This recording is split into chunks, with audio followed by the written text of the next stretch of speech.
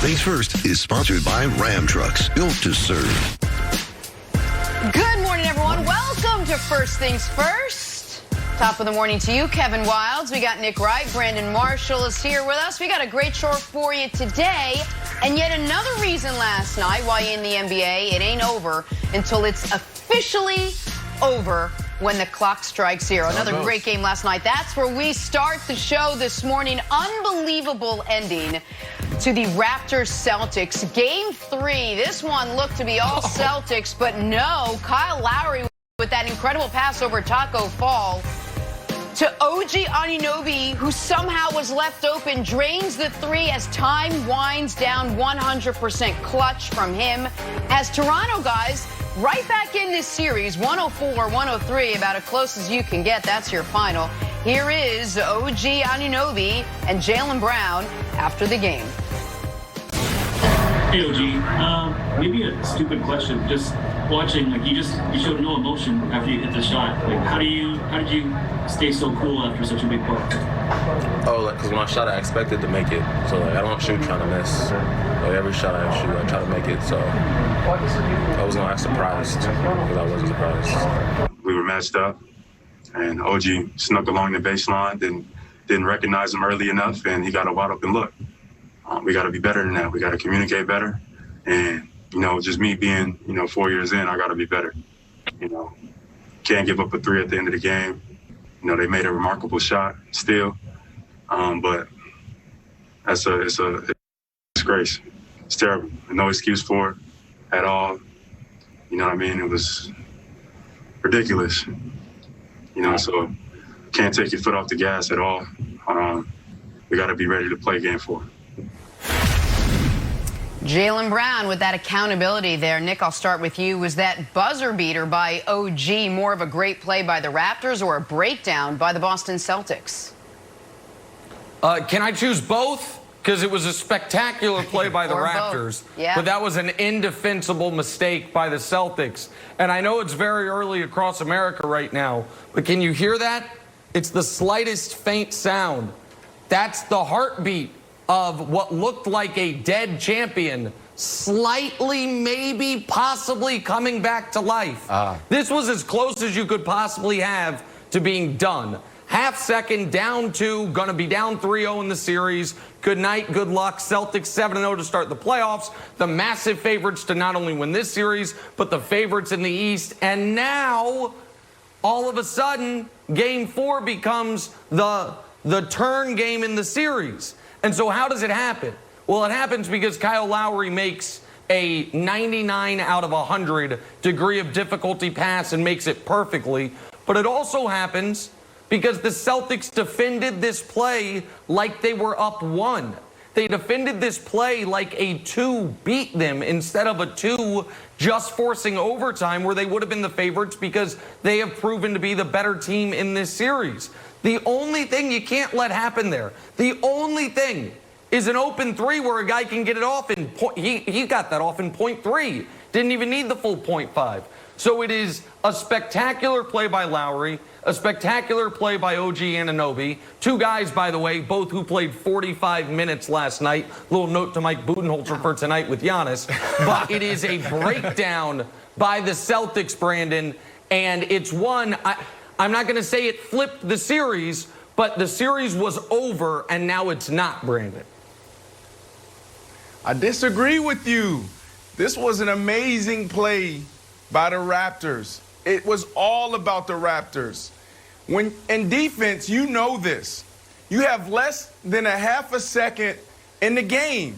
You have one of the freakish all-time centers in the paint. You protect the paint. You got Gasol in the paint. You have to protect the paint. That's the #1 responsibility. If the ball's on the front side, backside defender has to protect the block and the paint. That's exactly what they did. Jaylen Brown, phenomenal job getting out there. I'm surprised he even got that close. I know he's being hard on himself. Jenna, you talked about accountability, but Jaylen Brown, there was nothing you could do. They had a great call. You have Lowry take the ball out, throw it over a 7'10", it seems like, Taco. Yeah. Like, there's nothing they could do. So, Wildes, I don't know how you feel about this, But for me, I think it was a great call. It was a great play by Kyle Lowry. The defense had to do exactly what they did, and that was protect the paint. Yeah, I thought Jalen was a little hard on himself. Like, if you're going to lose on an amazing shot, like, so be it. But I love Jalen's passion. The other thing, Nick, if we're talking about the other series, this shows why you have your court general throw the ball in. So, like, if I know we're this little Monday morning quarterback, but like that's why don't have SGA inbound for OKC. We just saw it. That wasn't the play. Like, people are like, oh, what a brilliant play. Like, that's Lowry making a call, like basically calling an audible, seeing how it plays out, and throwing the ball across court. And that's the Wilds. That's the difference. Go ahead. Wilds, I'll let you finish, but you got Nick Nurse out there and Brad Stevens engaged in a high-level chess match, and Billy Donovan's over here playing Connect Four. I mean, that's the difference. Like, it's not, and so that is where, like, coaching really matters. And so I agree with you 1,000%. Go ahead. Again, I don't want to derail it, but it got worse when I saw the new quote from Russ that we didn't get into the show yesterday. When Russ like, yeah, I knew that play. It's like, Billy Donovan, you're drawing up plays that Russ knows. Like, what are you doing? So that's your 48-hour-old take on Rockets Thunder if you needed it. Go ahead, Jenna. Brandon, how deflating was the play for this series now? If you're the Celtics, I mean, we saw Jaylen Brown and how emotional he was afterwards, but are the Raptors really right back in this, or who's in the driver's seat right now in this series after a play that momentous? Well, you know who I'm going to say. It's the Celtics. I said it in December, and I'm going to continue to remind you guys. This is 9 months out. I picked this team, and they should be proud of themselves. They played hard, but they just didn't get it done. It really had nothing to do with the last couple seconds. The last couple of minutes, I really feel like they stood up as champions and really dominated this basketball game. When you have things like this happen, you just got to tip your hat to them and say, good job. Nick, I still believe in the Celtics. The Raptors showed some amazing things last night. Van Vliet, the first series, he was probably the most efficient player in the entire bubble. But the last 2 games, he's been non-existent. So that's the only chance they have. If Van Vliet can continue to find the bottom of the basket, they may have a chance. But the Celtics is going to win this series.